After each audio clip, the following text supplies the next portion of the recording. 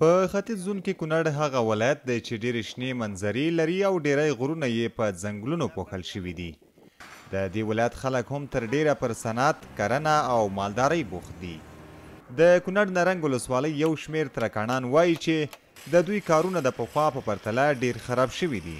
او له بلې خوا یې په خامو پخو موادو محصول یا ټکس هم زیات شوی دی او همداراز نږدې ګاونډیو ولایتونو ته هم دوی اجازه نه لري چې پرته له محصوله توکي ولېږدوي. د دې ځای صنعتکاران له لرګیو څخه ډول ډول توکي جوړوي چې تر ډیره پکې د کور ضرورت وړ لوښي هم شامل دي. کونړ ولایت کې د لرګي چې په 200 روپیو فوټ محصول کوي داخل کونړ ته، نو چې په 200 روپیو لرګي فوټ محصول شي نو چې دینه به جنس جوړ کړي، دا جنس به څو خرڅي نو د راځي یو په 2 چند راځي، په دې باندې چا وسواره نه راځي. دا کاروبار په دغه په وجه باندې ستدمن زلاړ کوچې ته د محصول داخل کونړ ته لغوه شي، نور ولایتونو ته خیر د محصول شروع کی ځکه چې دا هم جنس ته جوړه هم د نجار روپې پرځي، د جنریټر خرچ پرځي، شری شومي مصرف پرځي، دلته دکان کراګان تم راواړي د به سر نه پوره کوي.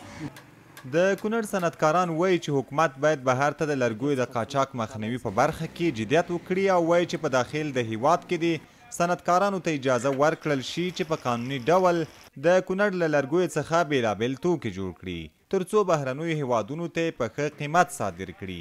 او دا به د هیواد په اقتصادي برخه هم ښه اغیز ولري. دولت باید موږ ته زمینه مساعده کړي چې نندارتونونه جوړ کړي، بهر ته زموږ مالونه صادر شي، نه غواړو چې روغ لرګی صادر شي. د حکومت څخه دا هیله ده چې موږ ته باید بازار د ټکس هم لري کې بل موږ ته د کاروبار زمینه برابره کړي او زموږ لرګی باید زموږ په هیواد کې استعمال شي ځکه چې بهرني هیوادونو ته په قاچاق ټول ونه وړل شي. د کونړ نرنګ ولسوالۍ کوټکي بازار کې بیا یو شمېر هغه پلورونکي چې له لرګیو څخه جوړ شوي توکي پلوري وایي چې په هیواد کې د امنیت په راتلو سره د دوی کاروبار ښه شوی دی او دوی لامل په دې وروستیو کې کونړ او په دې لاره نورستان ته د ګڼ شمېر سیلانیانو ورتګ یادوي.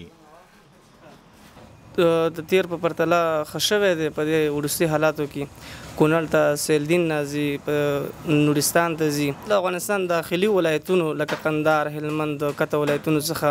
په دې وخت کې چې امن راغلی دی د تیر دولت چارواکي هم راځي، اوسني دولت چارواکي هم راځي او همدارنګه نورو خارجي ممالکو نه هم دغه موسسو خلک چې راځي د ځینې یو د تحفې په خاطر باندې شی ځان سره وړي.